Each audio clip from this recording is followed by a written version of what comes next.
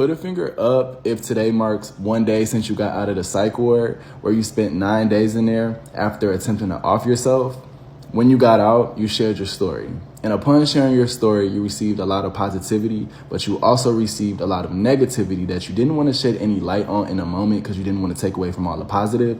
But the negative does still to this day consist of people weaponizing your mental health or their perception of your mental health every chance they get. Like, soon as you get into it with somebody, the first thing that they say is, bitch, you're miserable.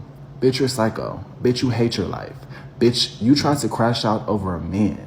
And even though that's the furthest thing from the truth, you have to consider the thousands of people that reached out to you and shared their stories with you. And a lot of those stories consisted of people who crashed out over men. So you didn't want to offend them or belittle them and make them feel like their reasons were not valid. So you decided to just bite that bullet and not publicly denounce crashing out over men.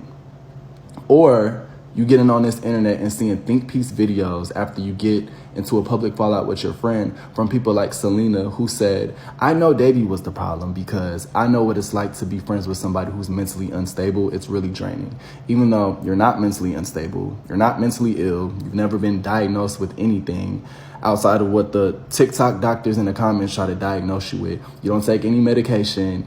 You just go to therapy by choice. Because you like it, you like your therapist, you like healing, you like understanding yourself a little bit more, you just like it.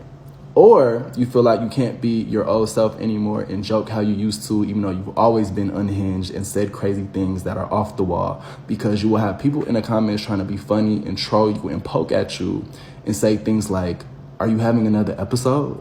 Even though like having episodes has not really like ever been a thing for you outside of the one situation, but here's my one finger going up.